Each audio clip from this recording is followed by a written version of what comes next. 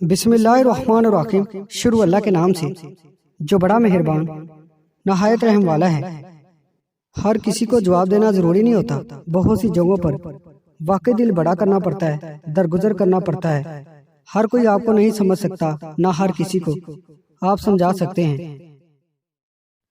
حضرت علی نے فرمایا، کوئی تم سے روٹھ جائے اور پھر وہی تم سے ملنے کو ترسے تو اسے کبھی مت کھونا، کیونکہ وہ تم سے محبت بہت زیادہ کرتا ہے۔ رسول اللہ صلی اللہ علیہ وآلہ وسلم نے فرمایا، جب روح قبض کی جاتی ہے تو نظر اس کا پیچھا کرتی ہے۔ صرف پیسے کا ہونا رزق نہیں ہے، نیک اولاد، اچھا اخلاق اور مخلص دوست بھی رزق میں شامل ہیں۔ زندگی نے بہت کچھ سکھایا، کتابوں نے بھی رہنمائی کی، لیکن انسانی رویوں نے جو سبق دیا، نہ تو وہ زندگی کے کسی ورق اور نہ ہی کتاب کے کسی صفحے پر تحریر تھا۔ بیوی اپنے شوہر کی آئینہ دار ہوتی ہے۔ تم اس کو کہو وہ خوبصورت ہے، وہ ہر روز نکھرتی جائے گی۔ اسے کہو وہ خدمت گزار ہے، وہ مزید خدمت کرے گی۔ اس کو سراہو گے تو اس کا اعتماد بڑھے گا، لیکن اگر ہر وقت اس کے اندر نقص نکالو گے تو اس کو کھوکھلا کر دو گے۔ وہ ٹیڑھی پسلی سے نکلی ہے، اس کو سیدھا کرنے کی کوشش میں تم اسے توڑ دو گے۔ اس لیے اس کے ساتھ دوستی اور رحم کا رشتہ رکھو۔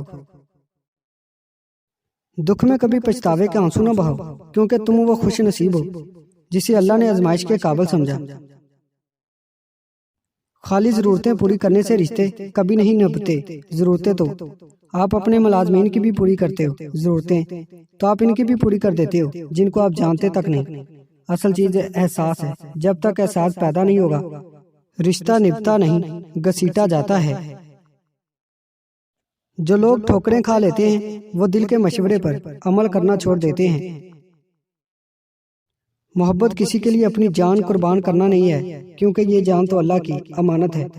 محبت تو کسی کی رضا اور خوشی کے لیے اپنی رضا اور خوشی کو قربان کرنے کا نام ہے۔ فرمان شیخ سعدی ہے، صبر کا دامن ہاتھ سے نہ چھوڑو، ہر کام آسان ہونے سے پہلے مشکل ہوتا ہے۔ تم گلاب کا پھول بن جاؤ، کیونکہ یہ پھول اس کے ہاتھوں میں بھی خوشبو چھوڑ جاتا ہے جو اسے مسل کے پھینک دیتا ہے۔ ہمیشہ کوئی مصروف نہیں ہوتا، مسئلہ یہ ہے کہ اگلے بندے کی ترجیحات میں آپ کا نمبر کون سا ہے۔ دنیا میں آنا آسان ہے، لیکن اس سے چھٹکارا پانا مشکل ہے۔ حضرت ابوبکر صدیق نے فرمایا، جو کوئی 5 وقت نماز پڑھتا ہے وہ اللہ عز و جل کی حفاظت میں ہے، اور جس کی حفاظت اللہ کرتا ہے اسے کوئی نقصان نہیں پہنچا سکتا۔ دل جس بات پر ضد کرتا ہے، رب اسی بات پر آزماتا ہے۔ اس علم کی تلاش کرو جو موت کے وقت اور روز آخرت تمہارے کام آئے۔